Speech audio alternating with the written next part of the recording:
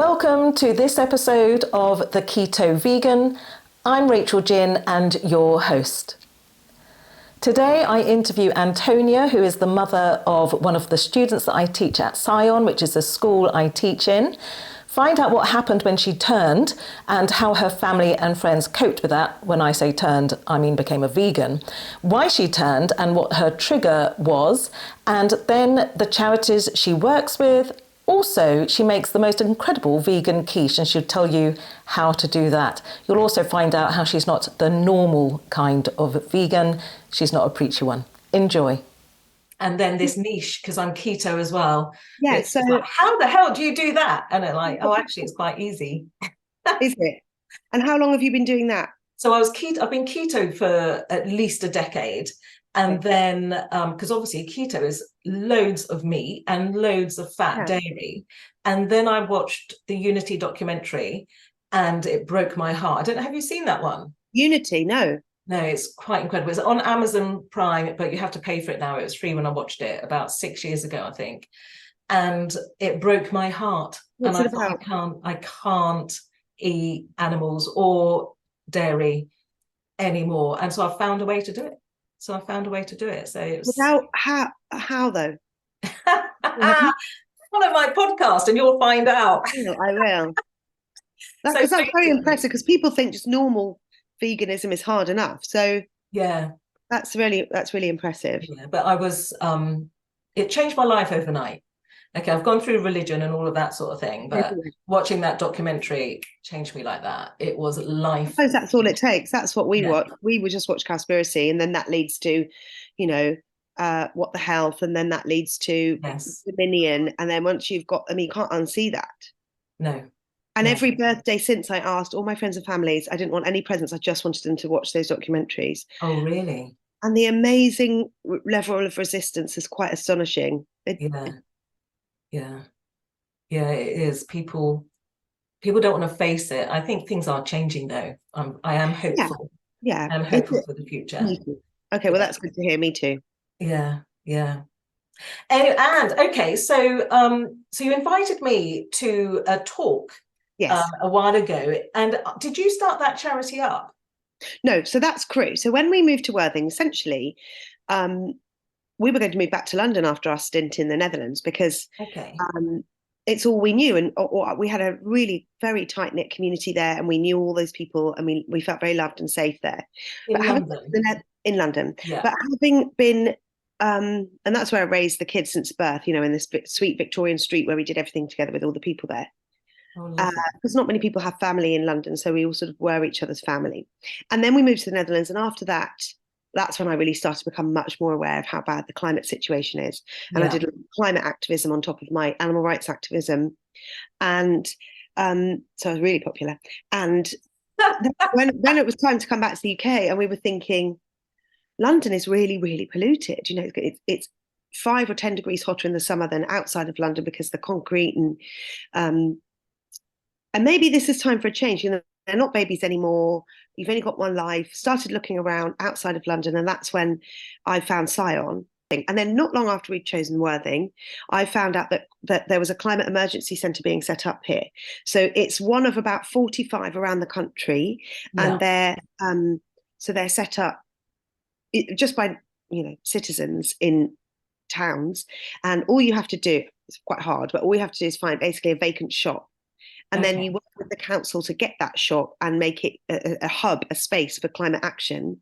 And the reason the landlord of whoever owns that shop gets a tax break for letting the climate emergency, it become a climate emergency centre. So that's the landlord's incentive. And that's how they're set up. So when I found out Worthing had just set one up, I was really pleased. So I trotted on down there and I said, how can I help? I'm trained to run climate cafes. And they said, climate cafes is the only thing we don't have somebody to run. So it felt really right. Perfect. And I thought this Worthing was the right choice. We're supposed to be here.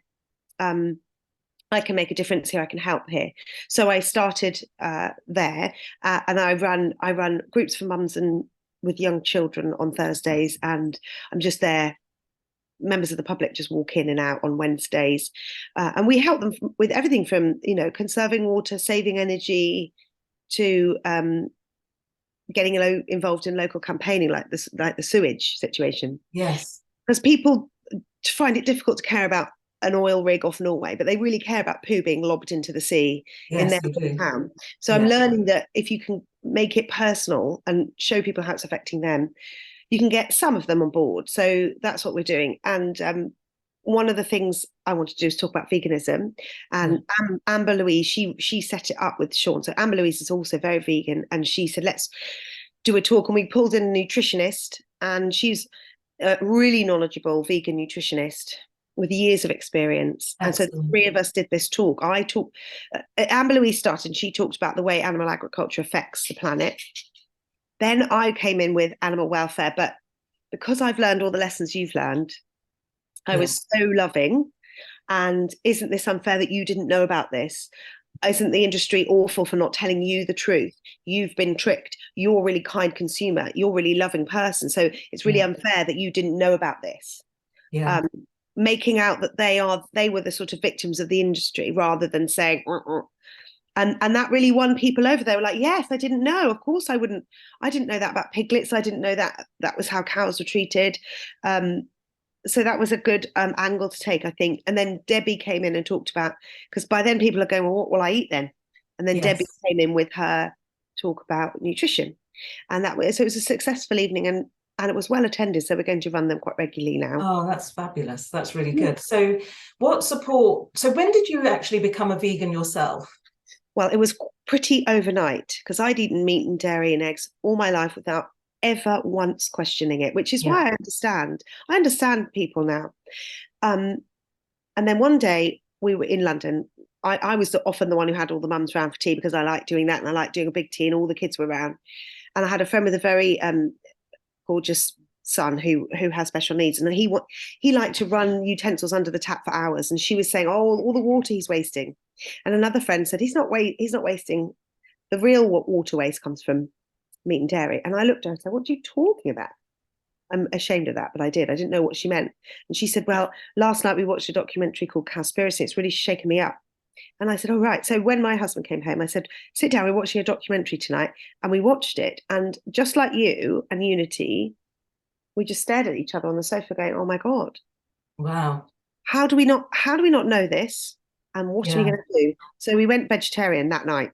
So the next day, the children were, Will was, I think Maisie was 2. So Maisie was 2, Toby was 4, Will was 7. And we said, guys, we just found out some stuff about animals and how it's hurting the earth. And we said, so we'd like to do this. What do you think? And they all went, yeah, of course. Because if you tell a child that in a child appropriate way, age appropriate way, of course, they said, oh my gosh, yes, Mummy and Daddy.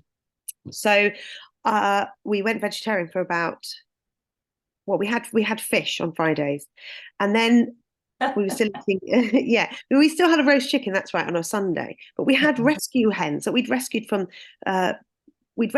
from a factory farm, and they'd arrived with like no feathers and they're in a dreadful state, and we'd worked so hard to bring them back to life, and we were so overjoyed when their feathers grew back and they started sunbathing and they put on weight. They were so happy. And if we went away for the weekend, we would hire like a chicken babysitter, and they all had names, and they sat on our laps while we watched telly. And then I realized one day, hang on a minute, I'm going to the butcher and buying a free range chicken and eating it while these girls are just pecking.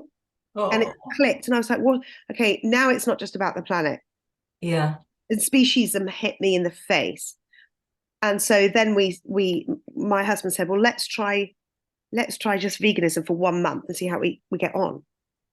So by that time it's January, so we did Veganuary, and then of course your inbox is just full of this information about factory farmed animals.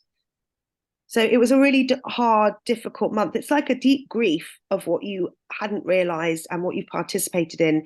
That's really hard. And then came the real grief after that, which is us running to our friends and family going, oh my gosh, you won't believe it. This is what happens to animals, so therefore we all have to stop eating them. Yes. And then the silence. And that was more painful, I think, than anything else. Their complete lack of wanting to. People have just stunned me because if someone had put it in front of my face, I would have gone, okay, let's look at this. So I'm judging them by my own standards, but that has been really painful, and we've lost some friends, which is really sad. But we have also the family thing. Families are the people you spend the big holidays with, so Christmas, Easter, and if you don't see each other very much, that's when you all get together and it's very special. And I'd ruined that. My dad got very upset about it and read at the China study, and he dramatically reduced his meat and dairy, which enraged the rest of the family because, I'd what's the word? I'd polluted his mind and propaganda and all the rest of it. Yeah. So it was really difficult relationship wise. So people say, what's hard? It must be really hard to be vegan. I say, it is. Not because of the food. The food's amazing. Never felt physically better. We both lost about a stone. Our skin was great, and we were so full of energy. So it was a really beautiful experience, but it was also devastating because of the social. Yes, that must have been hard. I'm sure you can relate.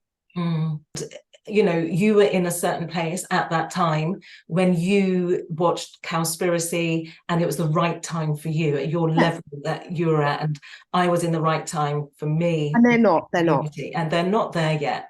And I think, bit by bit, maybe. Hopefully. And I do regret going in like a bull in a china shop, because now I know that was wrong, but I couldn't really help it. I was so shocked. No. Yes, but if I could go back in time, I'd do it so differently, because I think I've made so many mistakes in my communication that I have damaged things. And if I know what I know now about the psychology, I would have just done it so differently. Now we're in Worthing, I'm making new friends, a really lovely new friend of mine, and she'll pop round and she'll say things like, vegan? How long have you been vegan? And I'll say, oh, quite a few years. And then I change the subject very quickly. And she wants to know more, but I'm not letting her. And then the next time it comes up, she'll say, what do you order when you get a Chinese, for goodness sake? And I say, oh gosh, amazing. So many amazing tofu dishes. And then I change the subject again. She's hungry for more information. Yeah, that's a good tactic. Yeah. And as a result, she's found it really fascinating. And she's like, you're not like normal vegans. You're not preaching. I'm thinking, I am actually. I'm really preachy. And that's why I'm not doing it with you, because I've made so many mistakes. And then she's just ditching meat. She's just coming around going, what can I use for the cream? And it's taught me so much about how wrong I got it first way around. Yeah, I'm with you there. I've had to learn absolutely to calm it down and be loving, as we were saying. Maybe this is the only way we learn. I think so. I agree. This mistake. Yeah. So you watched Cowspiracy together with your husband. You both agreed, which is incredible. There are so few vegan men. I know. I read some research, I think I saw on Instagram this week, that the amount of vegans in the world, about 80% of those are women and only 20%. I don't know those figures for fact, but I know that the proportions are massively different. So the fact that you and your husband and your family, your children, all did this together is absolutely amazing. So the emotional support you've had, I guess, from your husband and your children have bought into it, because obviously I know Will, because I teach Will. But so what other support have you had? I know it's been challenging with extended family. That was challenging, but yeah, Rupert was amazing, because he was I think anyone with an open mind, if they are brave enough to sit down and look at these facts, male or female, can't deny them. And so he was like, there's no way we can deny this. It's just, and also he felt physically better. And then when we watched Game Changers, that, so he was like, okay, this makes sense. He's still really teased by his friends, which I think is really extraordinary, because two of them have had like serious health conditions, and they're still teasing him for eating rabbit food when he's still really physically fit, and he's swims 70 lengths before work. So guys, come on. Wow. But he's got a different approach to me. He's never ever said anything. He just very gently lives by example. He doesn't offer information like I've done, and so maybe that's been I don't know, it's been quite effective in his own way. And it's been a huge support to have that, because our little unit feels really safe. I was very lonely initially in terms of support. I was massively lacking it, because where are all your vegan friends? They don't exist. And And then I was posting a lot on social media about it. And a mum back in London, who I'd set some group up with, she said, "Look, I've got another friend, Alice, who keeps wittering on about the same things as you. I should put you in touch." And I was like really quite desperate. I said I actually could do with her phone number right now. And so I got in, phoned this poor woman, and I just said, "I know this sounds bonkers, but will you come round to my house this afternoon and bring any children you may have? And we're going to have tea together." So she walked in with her 3 little boys, and that was, 7 years ago, and we've been really close friends ever since. So thankful, very thankful for her. And then, of course, it grows, doesn't it? Because you go to vegan events, and I did a lot of animal rights campaigning, so I met people. And so I have got very close vegan friends now, but of course, most of my friends are not. And so I think in terms of support, I have my unit, my family, and these lovely people. Yeah. And then I just have to, I'm sure you do it. I have to sort of compartmentalize when I'm with other friends and just look for what I do love and adore about them, and not what they're not at this standard that I have that they're not meeting. Yeah. But what I get from our friendships and how amazing they are as people. Yeah. And I get a lot of support from them, even though they don't have the same beliefs, I suppose, if that makes sense. So Maisie invited lots of her friends around, and I said to the mums, "Please stay." And I did this big spread. Oh, lovely. And this quiche. Are you sure it's like you're special? You're special. So I said, "It's just food. It's all food." And yeah. And then again, change the subject. Yeah. And then they're really enjoying the pizza or whatever else I had out, and the sausage rolls made with mushrooms. And they're going, "Oh, it's actually quite nice." And just sort of like keeping it light and just saying, "Yeah, delicious." Yeah. And then moving on. So do you make the quiche, or did you buy the vegan quiche? Well, sadly, at the weekend, I managed to lose the top of my finger, very sadly, in a salad accident. Oh no. So sad. We had friends round. It was the same story. Friends round, lovely couple. He wasn't convinced about vegan food, so I was absolutely determined. I was making 4 different salads, all really sexy salads with like pine nuts and chickpeas and fennel and beetroot. My salads are very interesting, would you know, and pine nuts, and also vegan steak with dauphinoise potatoes. And of course, when you use the mandolin, I mean, when we got to A&E, honestly, the nurse there was like, "First of all, can you please throw that mandolin at home? When you get home, throw it away. They're really sharp. It's taken a nail and the side of my finger off." So I'm dreading tomorrow. Does that mean that the salad wasn't vegan anymore?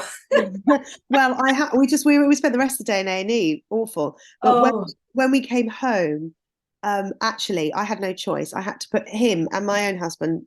I had to teach them how to cook what I was going to cook, and they got very involved in it. And the other husband was saying, "Actually, this is delicious. I can't believe I can just put loads of this cream in because it's just made of oats." I said, "Yeah, just oats. Not even bad for you. Put another lot in." I know.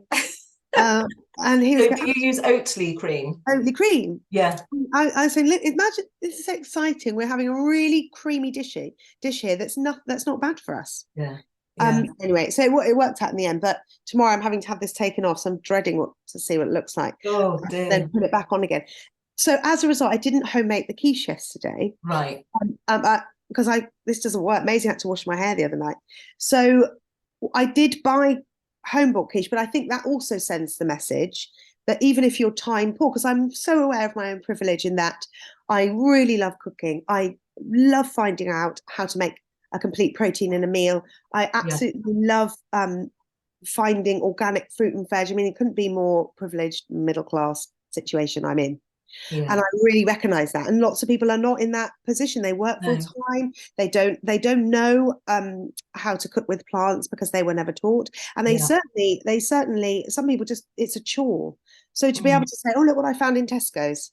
Yeah. It's £1.80, little mini kit. Is really tasty. And maybe that might encourage them if they're not going to go off and make a lentil and sweet potato stew, but they might go and pick that off the shelf instead. So I didn't beat myself up about that. And I didn't even make cake, which I love making cakes, and I had to buy it shop bought. But even then, I'm saying, look at all the stuff in the shops now. I know, it's incredible, isn't it? It's so good. Processed and rubbish. But on the other hand, if you're buying ham or sausages, that's processed rubbish too. So you might as well buy this less cruel processed. Absolutely. Some better processed food. Yeah. So Exactly. just the quiche, if you were making it yourself, because quiches are normally made with lots of eggs, Yeah. what would be your base ingredient for a quiche as a vegan? Tofu, silken tofu. Oh, nice. So you blend that up. Yes, and also if you can get black salt from health food shops, and if you Right. add black salt to, like, every Sunday I make scrambled tofu. It's Will's favorite, and I just crumble up a block of tofu and I put nooch in it, Yes. onion powder, garlic powder, and then a little bit of black salt, and it tastes really eggy. And then I Right. put turmeric in, which is really good for you, obviously, Yeah.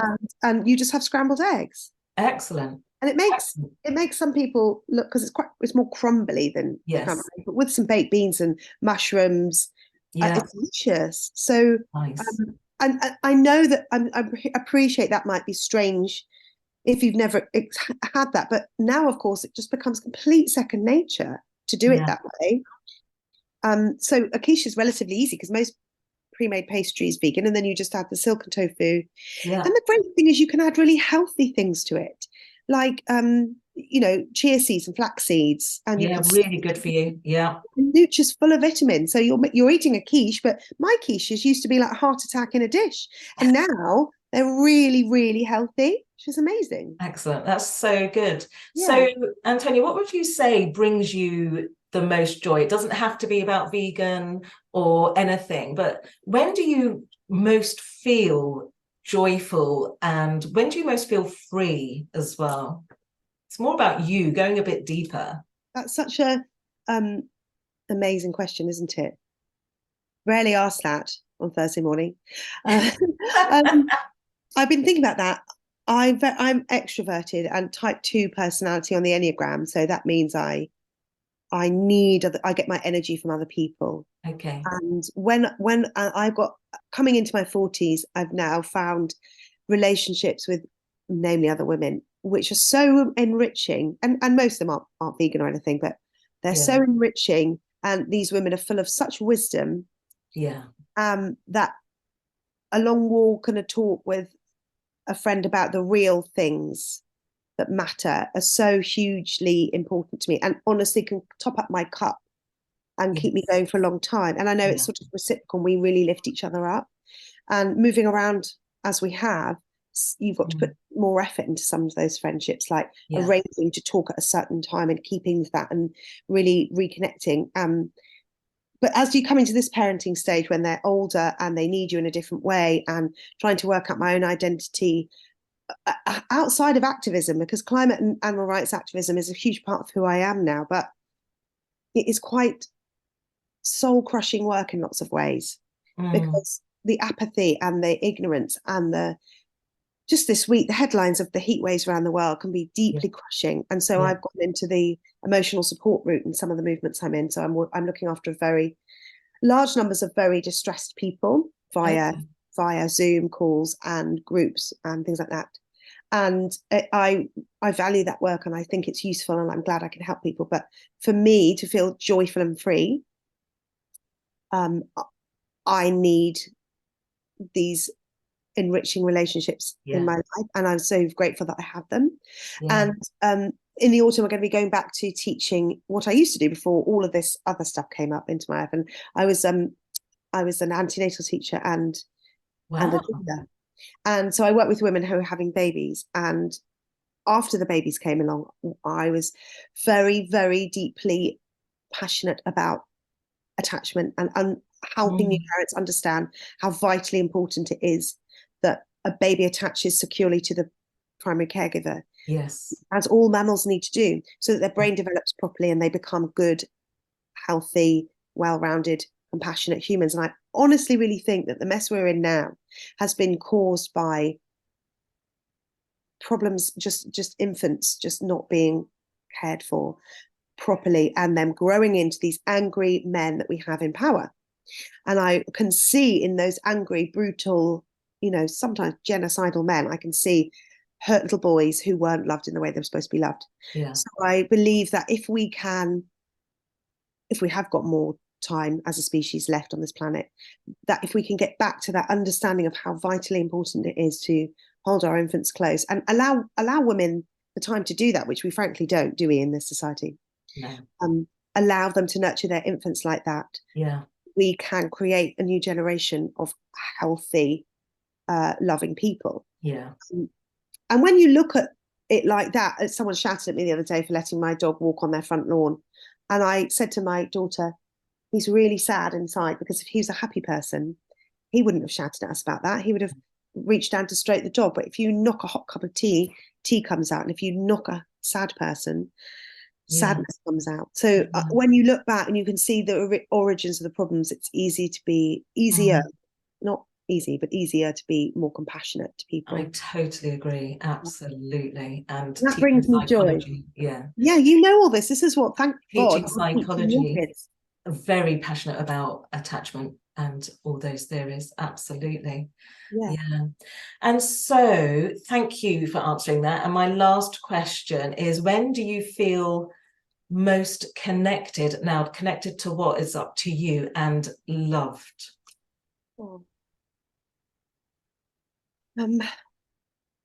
Probably inside those conversations that feel really safe. So there's a deeper spiritual connection going on there, would you say? Like totally. two sort of... Or when you see in someone else the deep humanity, and it might be the person at the checkout that you're lingering eye contact with, someone you don't even know, and you can see deep inside that you're utterly connected to them. And it's fleeting, isn't it, those moments? Yeah. When you have, I know people don't like it when you say this, but signs from the universe, I get those all the time. Yeah. Or I'll be talking to a friend and she'll need to hear something I heard that morning, and it feels absolutely meant to be that we having that conversation when we have it, and it gives you the tingles, and you think there is something much bigger going on, which gives a hope for the future, because I do have a deep hope in do have faith in humanity, because ultimately we're really good and cooperative species. We're hardwired to be like that. Yes, we are. Our systems are the problem, not human. So I think I feel loved when I connect to a human being, whether it's someone I'm really, really close to, or the nurse in A&E who was very formal with me as I wept and bled onto her keyboard. It was so sad. And then by the end of the meeting with her, I locked eyes with her, and she was very efficient and sort of quite firm with me. But at the end of the meeting, I held her eyes. And it was amazing because we were totally connected. She'd met me in my vulnerability. And then I'd said to her, how, you're so stressed. This is so difficult for you. And I met her in hers. And I'll probably never see her again, but it was moments like that, I think. And also my dad is he's very loving, and he doesn't understand why I get so upset about everything. But he wants to, and he's very, I love the way he loves me, because he's put, he's my greatest champion.